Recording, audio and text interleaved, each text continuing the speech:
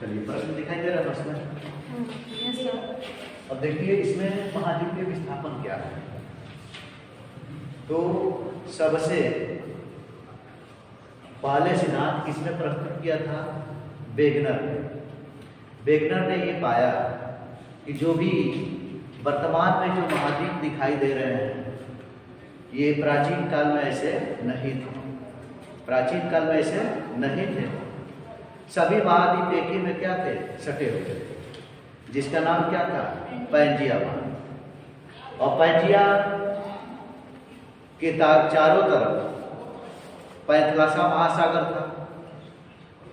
और Pangaea Carboniferous युग में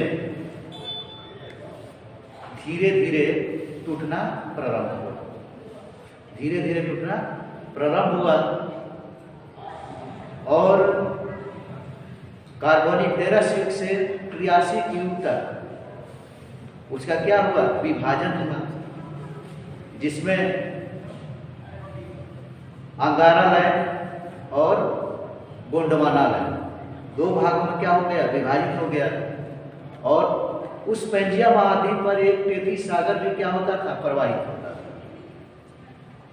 और उसी में अंगारा लैंड से और गोंडवाना लैंड से दोनों नदियां क्या होती थी? आकर के मिलती थी।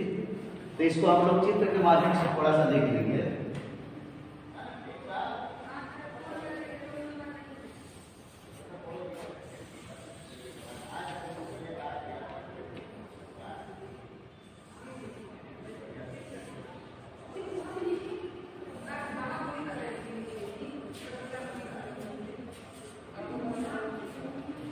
इसमें सातों महाद्वीप दिखाई दे रहे हैं और धीरे धीरे क्या हो गया? इसका विभाजन हुआ।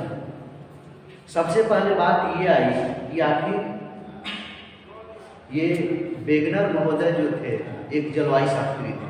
उसने देखा कि जो भी हमारा स्थल रूप है जहाँ होना चाहिए वहाँ है नहीं, तो इसका कारण क्या है? या तो जलवायु ने अपना स्वभाव खो दिया है, या वह जगह वह स्थल एक जगह से दूसरे जगह क्या हो गया है? सर्पण हो गया है या प्रवाहित हो गया है। इसी के आधार पर उन्होंने क्या किया? ये सिद्धांत प्रस्तुत किया कि सभी महाद्वीप पहले कार्बोनिफेरस युग में सभी महाद्वीप एक ही में सटे हुए थे, जिसका नाम क्या था? पैंजिया महाद्वीप। पैंजिया महाद्वीप था और इस पर एक पूरब से पश्चिम की दिशा में प्रवाहित होने वाला सागर था टेथिस सागर।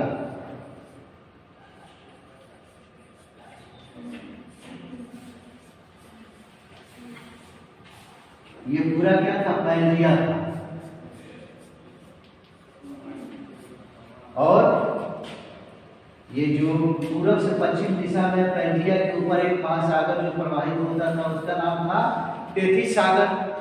और इसके चारों तरफ जो महासागर था उसका नाम था पैंथलासा महासागर।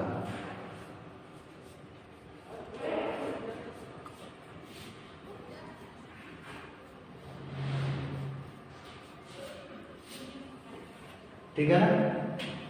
इतना समझ में आई भाई? और धीरे धीरे कार्बोनिफेरस युग से ट्रियासिक युग तक इसका क्या हुआ? विभाजन हुआ और यह दो भागों में बट गया। ऊपर की तरफ जो भाग था वो अंगारा लैंड था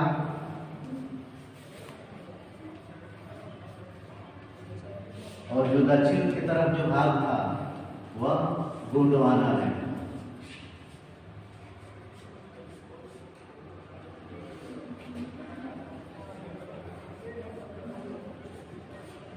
ठीक है ना? ये तो कार्बोनिफेरस युग से ट्रियासिक युग तक इसका विभाजन हुआ, अंगारा लैंड और गोंडवाना लैंड।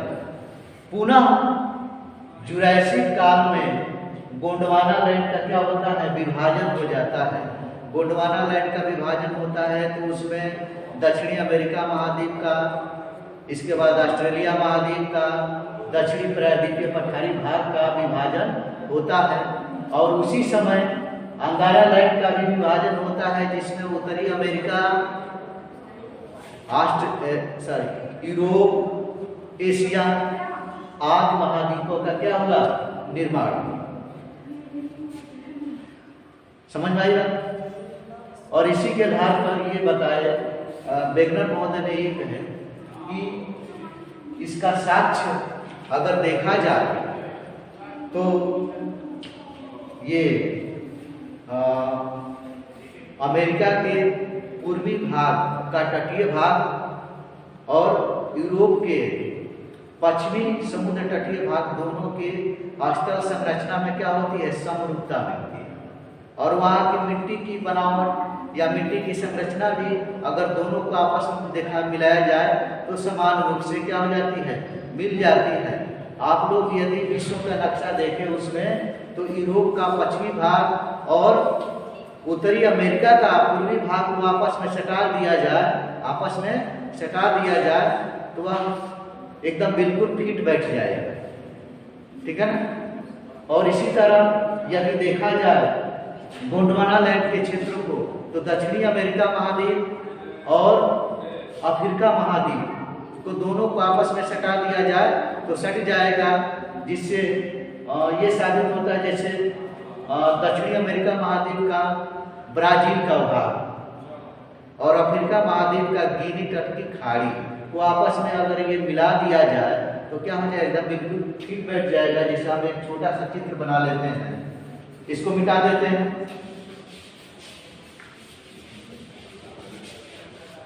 जैसे मान लीजिए कि ये अफ्रीका महाद्वीप,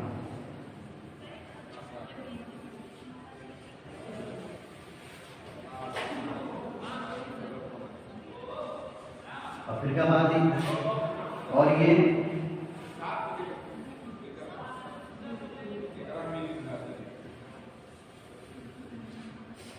दक्षिणी अमेरिका महाद्वीप।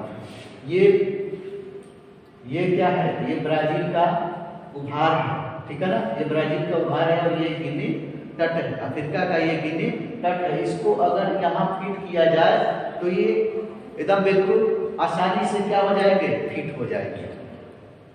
तो इसी के आधार पर वेगनर ने कहा कि सभी महाद्वीप पहले कालांतर में एक ही में सटे हुए थे, जिसका नाम था पेंजिया महाद्वीप था। धीरे धीरे कार्बोनिफेरस युग से ट्रियासिक युग तक उसका विभाजन हुआ, जो अंगारा लैंड और गोंडवाना लैंड में क्या होगा? विभाजन हुआ। इसके बाद फिर जुरासिक काल में गोंडवाना लैंड का विभाजन हुआ, जिससे दक्षिणी अमेरिका, ऑस्ट्रेलिया, अफ्रीका, इसके बाद दक्षिणी प्रायद्वीपीय भारत का भाग क्या हुआ? बना, अस्तित्व में आया। ठीक है ना? इसी तरह से अंगारा लैंड का जब विभाजन हुआ तो उत्तरी अमेरिका, यूरोप और एशिया महाद्वीप का क्या हुआ? निर्माण। अब ये बात आई कि भाई आखिर ये पेंजिया जब एक ही में सटा हुआ था तो आखिर ये किन कारणों से क्या हुआ? वह उसका विभाजन हुआ। तो हम जानते हैं कि पृथ्वी के क्रस्ट और आधा मेंटल का भाग क्या है? कठोर है, और उसके नीचे लिक्विड अवस्था में हमारी पृथ्वी की आंतरिक संरचना है। ठीक है ना? और पृथ्वी, दूसरी बात की पृथ्वी अपने धुरी पर क्या करती है? घूर्णन गति करती है। पृथ्वी अपने धुरी पर घूर्णन गति करती है। इस वजह से गुरुत्वीय बल, ज्वारीय बल, उत्प्लावन बल जो लगता है, इस वजह से ये महाद्वीपों का क्या हुआ? विभाजन हुआ। महाद्वीप एक जगह से दूसरे जगह खिसके। ठीक है ना? तो ये तो समझ में आ गया। ये पहला बहुत ही इंपॉर्टेंट प्रश्न है कि महाद्वीपीय विस्थापन सिद्धांत क्या है। तो इसमें वेगनर का महाद्वीपीय विस्थापन सिद्धांत को क्या करेंगे? हम बताएंगे। ठीक है ना? इसके बाद पृथ्वी की आंतरिक संरचना की व्याख्या कीजिए। पृथ्वी की आंतरिक संरचना की व्याख्या कीजिए। तो इसमें जो है हम पहले ही बताए हैं कि दो तरह से आंतरिक संरचना का अध्ययन किया जाता है। एक तो प्राचीन काल में हेरी हेस महोदय ने पृथ्वी की आंतरिक संरचनाओं को 3 भागों में बांटा है, सियाल, सीमा और नीफे। सियाल, सीमा और नीफे। तो इन्होंने इस आधार पर बांटा कि चट्टानों की संरचना का स्वभाव क्या है, किस चट्टान में किस तत्व की प्रधानता होती है, उसके आधार पर उन्होंने बांटा। ठीक है ना? तो सियाल सीमा यानी कि सियाल सबसे ऊपरी परत है, सीमा दूसरी परत है और नीपे सबसे निचली परत है। तो सियाल में जो है उन्होंने पाया कि सिलिका और एल्युमिनियम की मात्रा क्या होती है, अधिक होती है। सीमा में उन्होंने पाया, दूसरे परत में सीमा में पाया कि सिलिका और मैग्नीशियम की मात्रा क्या होती है, अधिक होती है। इसके बाद नीफे में यह पाया कि निकिल और फेरम की मात्रा सबसे अधिक होती है। इसके आधार पर उन्होंने क्या किया, उस चट्टान संरचना के आधार पर उन्होंने पृथ्वी की आंतरिक संरचना को बांट दिया, ठीक है ना। लेकिन अभिनव मत के अनुसार यानी कि आधुनिक भूगोलवेताओं द्वारा पृथ्वी के आंतरिक संरचना को भी 3 रूपों में बांटा गया, लेकिन उसका नामांकन कुछ अलग है, क्रस्ट, मेंटल और कोर। क्रस्ट, मेंटल और कोर यानी कि क्रस्ट सबसे ऊपरी परत होती है, इस तरह से देख लीजिएगा। क्रस्ट सबसे ऊपरी परत है, इसके बाद दूसरा परत में क्या है, मेंटल है, और तीसरे परत में कोर। यानी क्रस्ट की गहराई कितनी है, 30 किलोमीटर। क्रस्ट की गहराई 30 किलोमीटर और मेंटल की गहराई 2900 किलोमीटर और इसका 6371 है, 71, ठीक है ना। यानी कि ये क्रस्ट जो है कठोर अवस्था में है और ये मेंटल जो है, मेंटल का आधा भाग कठोर अवस्था में है, बाकी ये लिक्विड अवस्था में है, ठीक है ना।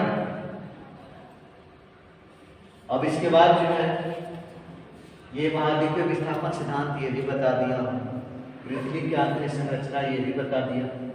अब चक्रवात क्या है, ये आप लोगों को मैं केवल अपडेट कर रहा हूँ, परीक्षा का समय है तो एकदम बिल्कुल डिटेल से मैं नहीं बताऊंगा, थोड़ा सा अपडेट कर दूंगा क्या पढ़ना है, कैसे पढ़ना है। इसके बाद ये मान लो चक्रवात क्या होता है, इस पर टिप्पणी आ सकती है, ठीक है, इस पर टिप्पणी आ सकती है।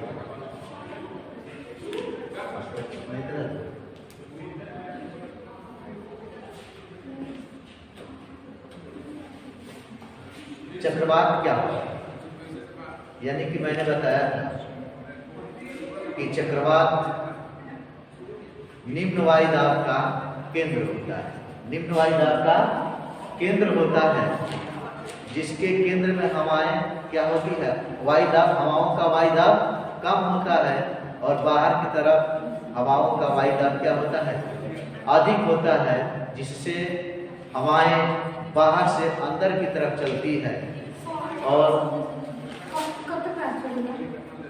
अंदर से बाहर की तरफ, बाहर से अंदर की तरफ हवाएं चलती है, ठीक है ना। अब जो है छत्रक शिला क्या, छत्रक शिला यानी कि वायु द्वारा निर्मित एक स्थलाकृतियां हैं, वायु द्वारा निर्मित एक स्थलाकृतियां हैं जो वायु के मार्ग में रेगिस्तानी क्षेत्र में कठोर चट्टानें, मुलायम चट्टानें जब ऊर्ध्वाधर रूप में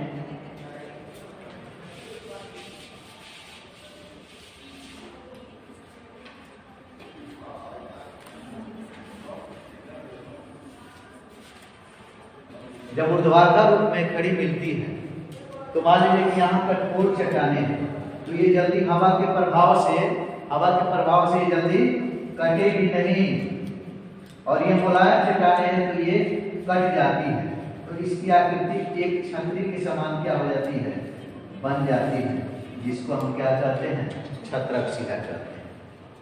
यानी कि दूसरे शब्दों में हम यह कह सकते हैं कि रेगिस्तानी क्षेत्रों में, बालू के क्षेत्रों में, हवाओं के मार्ग में यदि कोई ऊर्ध्वाधर रूप से चट्टान खड़ा होता है जिसमें कठोर चट्टान भी होता है, मुलायम चट्टान भी होता है। तो हवाओं के प्रभाव से मुलायम चट्टानें कट जाती है और कठोर चट्टानें जल्दी नहीं कटती है। जो ऊपर शीर्ष वाला भाग जो है बिल्कुल छतरी की तरफ बना रहता है, जबकि नीचे वाला भाग कट जाता है, जिसे छतरी की आकृति की दिखने लगती है, जिसको हम क्या कहते हैं, छत्रक शिला कहते हैं। ठीक है ना। अब इसी के साथ में तुम लोग आज क्लास ले रहे हो, ठीक है, लेकिन मैं कोशिश करूंगा कि अगर तुम लोग क्लास नहीं आते हो तो